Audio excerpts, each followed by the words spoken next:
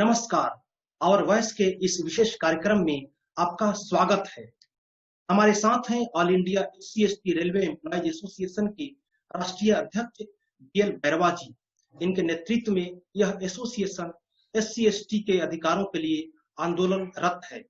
हम उनके साथ कई अहम मुद्दों पर चर्चा करेंगे। भैरवा साहब, और वॉइस में आपका स्वागत है। ही रहे हैं। अभी जब से दिसंबर से ये शुरू हुआ है, मार्च से लॉकडाउन की स्थिति चालू हुई है और तब से लेकर के अब तक स्थिति खराब ही होती जा रही है। मुझे तो ऐसा लगता है कि जब तक वैक्सीन नहीं आएगा तब तक ये कंट्रोल पाना इस पे बड़ा मुश्किल काम हो रहा है।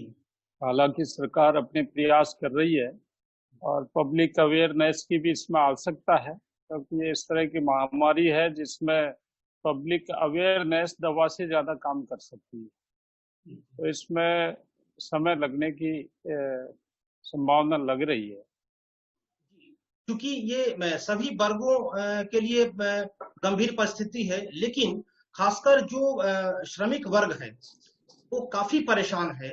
उसके लिए जो सरकार की ओर से जो इंतजाम किए गए हैं वो क्या काफी है सर? जब कोई महामारी आती है तो ऐसे में क्या है, सरकार सारा इंतजाम कर दे ये तो संभव नहीं है, चाहे किसी की भी सरकार हो, क्योंकि ये इसका इफेक्ट चौतरफा होता है, चारों तरफ होता है इसका इफेक्ट। रोजगार पर भी होता है, स्वास्थ्य पर भी होता है और जो रेगुलर गतिविधि है उन पर भी होता है। तो इसलिए हम सबको मिलके इस लड़ाई को लड़ना चाहिए। और अब आपने शुरुआती दौर में देखा कि किस तरह से हमारे देश के जो मजदूर हैं वो एक जगह से दूसरी जगह जाने के लिए परेशान हो रहे थे और फिर वो चले भी गए या कुछ अपनी जगह रह गए तो उनको रोजगार नहीं था, क्योंकि लॉकडाउन में सब कुछ अस्त व्यस्त हो गया। रोजगार नहीं होने की वजह से उनको भूखे रहने की नौबत आ गई और जो अपने घर लौट गए उनको वहां पर रोजगार नहीं मिल रहा है। हालांकि सरकार ने नरेगा और दूसरे तरीके से ये करने का प्रयास किया है, कुछ रियायतें भी दी हैं, लेकिन क्या है कि ये सब सफिशिएंट नहीं है। इसमें हमको सबको मिलकर के इसको लड़ना चाहिए। और जैसा कि कहा भी गया है कि ये महामारी एक ऐसा अवसर है जो हमको रीथिंक करने के लिए मजबूर करता है। अक्सर हम लोग अपनी अपनी व्यवस्था में उलझे रहते हैं, कभी पुनर्विचार नहीं करते हैं, लेकिन महामारी ऐसा अवसर हमें दे रही है कि हम रीथिंक करें कि हमको अपना रोजगार के साधन किस तरह जुटाए जाने चाहिए और हमारा जीवन है वो कैसे सुरक्षित रह सकता है। हम लोगों ने हमारे जो अक्सर इसका सबसे बड़ा इफेक्ट तो गरीब, दलित, पीड़ित, शोषित जो लोग हैं उन पर ही ज्यादा पड़ा है, क्योंकि गरीब कौन है? जो SC/ST के लोग हैं, वो दलित हैं, वही गरीब हैं। तो रोजगार करने कौन जाते हैं? वही गरीब लोग जाते हैं। तो सबसे ज्यादा महामारी का यदि असर हुआ है तो इन SC/ST के लोगों पर हुआ है। और SC/ST के जो लोग हैं उनको ही मैं ये आह्वान करना चाहूंगा कि वो रीथिंक करें, पुनर्विचार करें और रोजगार के ऐसे अवसर ढूंढें कि उनको दर दर भटकना नहीं पड़े, बल्कि बहुत सारे ऐसे लघु उद्योग और छोटे काम हैं जो हम लोग अपने जहाँ के रहने वाले हैं, जिस शहर में रहते हैं, वहाँ उनको हम कर सकते हैं। तो इस पर एक चिंतन और मंथन की आवश्यकता है। हाँ, SC/ST रेलवे एम्प्लॉयज एसोसिएशन के आप राष्ट्रीय अध्यक्ष हैं, तो इस बारे में जो रेलवे में जो इस वर्ग के जो कर्मचारी हैं या जो पदाधिकारी हैं उनको कई शिकायतें हम लोगों को मिलती रही है कि उनके साथ जो रेलवे प्रशासन जो है कि विभिन्न कारण दिखाकर कि वजह भी बताया जाता है उनको, जैसे कि प्रमोशन रोका जा रहा है, जैसे कि उनको बेवजह केस कोई दे दिया जा रहा है, उनको ट्रांसफर के नाम पर परेशान किया जा रहा है। इस बारे में आपका क्या ख्याल है, क्या विचार है? इस काम के लिए तो all India SC/ST railway employees association काम कर ही रही है। अब जहाँ भी कोई ऐसे हमारे ध्यान में आते हैं, क्योंकि यदि हरेसमेंट नहीं होता या हमारी ये स्थिति नहीं होती तो रिजर्वेशन क्यों होता? और रिजर्वेशन है और हरेसमेंट होता है, इसीलिए all India SC/ST railway employees association बना है। तो जो भी केस हमारे संज्ञान में आते हैं उनको हम टेकअप करते हैं। ये हमारी जो सोच है, हमारे इस देश के जो लोग हैं उनकी जब तक संकुचित मानसिकता रहेगी, ये ऊंच नीच छुआछूत और भेदभाव का उनका विचार रहेगा, तब तक ये शोषण रुकेगा नहीं। और तरह तरह से होता है रेलवे के अंदर, आपका चार्जशीट दे करके, विजिलेंस केस बना करके, और इसके अलावा उनको समय पर प्रमोशन नहीं दे करके, और फिर ट्रांसफर करके, और ट्रेड यूनियन जो है उनका दबाव में भी हमारे लोगों का शोषण होता है। उनके पदाधिकारियों को एडजस्ट करने के लिए हमारे पदाधिकारियों को ट्रांसफर कर देते हैं। तो ये ऐसे केसेस सामने आते हैं, तो इनका हम डट के मुकाबला करते हैं। और मैं तो कहूंगा यदि all India SC/ST railway employees association नहीं हो तो ये शोषण है, ये 100 गुना बढ़ सकता है, और कोई सुनने वाला नहीं है। आप न्यायालय में जाएंगे तो न्यायालय में भी आप देखते हैं किस तरह से न्याय कितना कठिन हो गया, न्याय पाना। तो एक एसोसिएशन ही है जो इनका डटकर मुकाबला कर सकती है। बैरवा साहब, ये देश में बहुत बड़ा ज्वलंत मुद्दा है जो चर्चाएं सुनने में आ रही हैं, खबरें भी आ रही हैं कि रेलवे का निजीकरण किया जा रहा है, माने करने की ओर सरकार अग्रसर है। उसमें इधर जो आपके रेलवे के जो 5 जो बड़े जो प्रिंटिंग प्रेस जो है उसको भी निजी हाथों में सौंपने की बात चल रही है। तो इसको कैसे आप लोग रोकेंगे? इसके आपका जो एसोसिएशन है कैसे इसको रोकने की कैसे प्रयास करेंगे, या आपकी कोई रूपरेखा है आंदोलन की?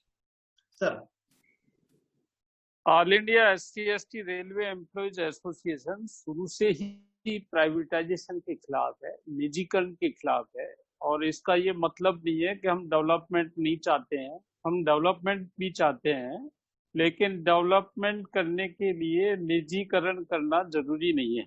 आज तक इस देश का जो डेवलपमेंट हुआ है या इतनी ऊंचाइयां छुई हैं, वो ऐसा जरूरी नहीं है कि निजीकरण के कारण हुई है। हमने अपने सरकारी संसाधनों से भी ये उपलब्धियां हासिल की हैं। जब शुरुआत के दौर में रेलवे के अंदर सफाई कर्मचारियों का आउटसोर्सिंग किया जा रहा था, तो हमने उस समय भी आपत्ति दर्ज करवाई थी और हमने कहा था कि ये जो आउटसोर्सिंग है ये बंद होना चाहिए। तो सफाई ये दी गई थी कि रेलवे स्टेशनों पर, ट्रेनों में अच्छे ढंग से सफाई नहीं होती है, पब्लिक ग्रीवेंसेस होती है, पैसेंजर्स का जो कंप्लेंट है वो आता है, तो उससे हमारी इमेज खराब होती है। तो हमने ये कहा कि ये प्राइवेटाइजेशन करने से इसमें इजाफा ज्यादा नहीं होगा, और दूसरा यदि हम इस काम को प्राइवेटाइज करके प्राइवेट लोगों से करवा सकते हैं तो इस काम को हम रेलवे के लोगों से भी करवा सकते हैं, क्योंकि वो भी व्यक्ति हैं और प्राइवेट के लोग भी हैं।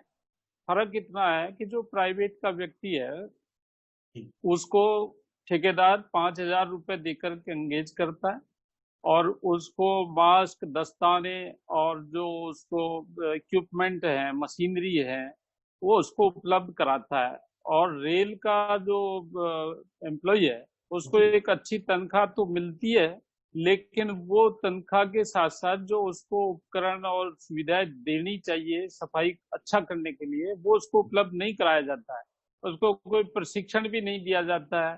तो ऐसे केस में यदि जो पैसा है वो एम्प्लॉय के पास नहीं जा रहा है, बल्कि वो ठेकेदार की जेब में जा रहा है, और इससे डबल नुकसान हो रहा है कि रेल का उतना ही पैसा लग रहा है, और वो पैसा जो एम्प्लॉय है उसकी जेब में जाने के बजाय, मजदूर की जेब में जाने के बजाय, वो ठेकेदार की जेब में जा रहा है।